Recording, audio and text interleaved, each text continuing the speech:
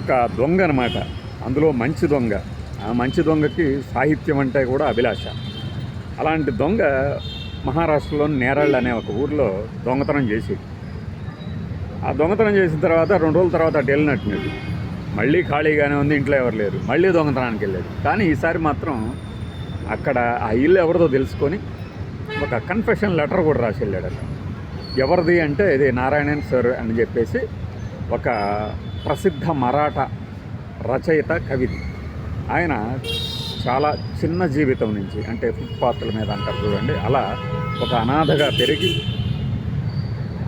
ఒక స్థాయికి వచ్చి కేంద్ర ప్రభుత్వం చేత పద్మశ్రీ పురస్కారాలు ఇవన్నీ దక్కించుకుంటున్నటువంటి గొప్ప సాహిత్య రచయితగా అక్కడ పేరు పొందారు మరాఠా సాహిత్యంలో.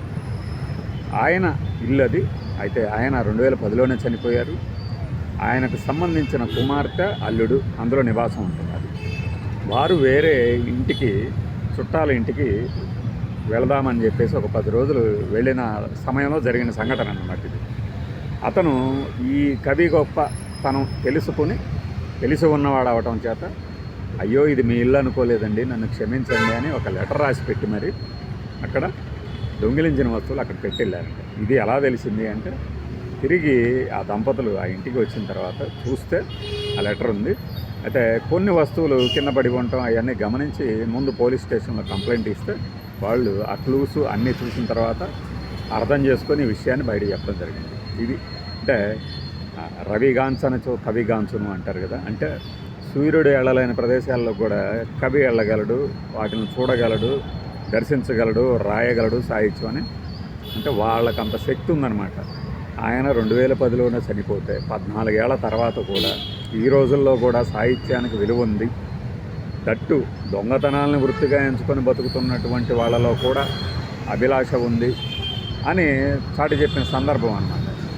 ఈ సందర్భంగా ఇప్పుడు మాట్లాడుతుంటేనే గుర్తొచ్చింది. నేను పేపర్లో, వెబ్లో చూసిన తర్వాత నాకు గుర్తు రాలేదు, కానీ ఇప్పుడు ఈ మొద్దు సీన్ మీకు గుర్తుండే ఉంటుంది. మర్డర్, బావకళలో ఆనందం కోసం మర్డర్ చేసిన మొద్దు సీన్ ఎవరు మర్చిపోలేరు కదా ఇప్పట్లో.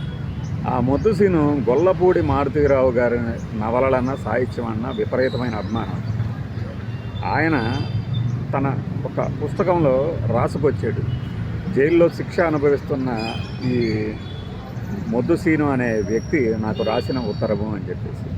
అంటే దొంగలు, నేరస్తులకి హృదయాలు ఉండవని కాదు, లేదు వాళ్ళలో ఇంకో కోణం ఉండదని కాదు. మర్డర్ చేశాడు అనగానే వాడికి మర్డరే, లేచిన దగ్గర నుంచి రక్తమే తాగుతాడని కాదు కదా. నాకు ఇది చెప్తుంటే నాకు ఉన్నట్టు అది గుర్తొచ్చింది. సందర్భమో కాదు. బాయ్.